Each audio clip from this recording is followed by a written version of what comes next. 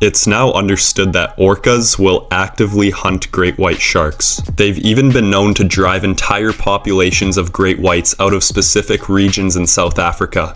A single great white is pretty much helpless against an adult orca. Orcas are bigger, faster, stronger, and most of all, they're a lot smarter. They hunt in very large pods and have been seen using incredible hunting strategies to kill their prey. For example, they'll create waves to knock seals off of icebergs. So we know pods of orcas and individual orcas will hunt great white sharks with no problem, and the shark can't really do anything about it. But that's one great white shark. What if the roles were reversed? What if great white sharks hunted in pods or in groups? Would they be able to kill a single orca?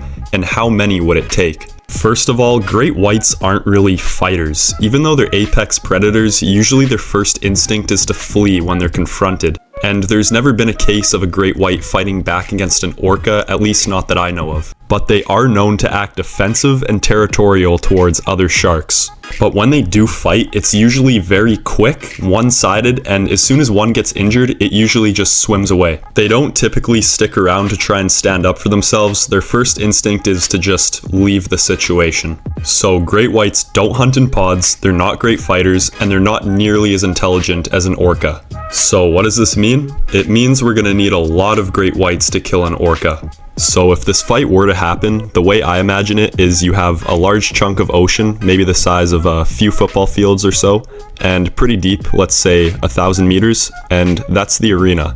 So we have one adult male orca, so let's say 25 feet, 10,000 pounds. That's the size of a large male orca. So we're gonna assume that this is an orca that regularly eats great white sharks. So it's feeling predatory, it's hungry, and it's ready to eat some sharks. And our great whites are all gonna be females because the females are bigger than the males, and they're all gonna be about 18 to 20 feet in length and around 2,000 pounds. So some big, fully grown female great white sharks. And we're also gonna assume that these sharks are feeling defensive and they'll respond defensively to the orca. So instead of fleeing the situation like they usually do, maybe since they're in a large group, they're feeling a little more confident and they're not just gonna swim away as their first response. They're actually gonna try to defend themselves first. Maybe they're also feeling a little territorial. Maybe it's mating season, who knows? Bottom line is you have a very large shark-eating orca and a bunch of very defensive female great whites. Now, after giving this scenario some thought, I'm saying it would take 8 great white sharks to kill the orca, but that's 8 at the very least. Any less than that, the orca would win.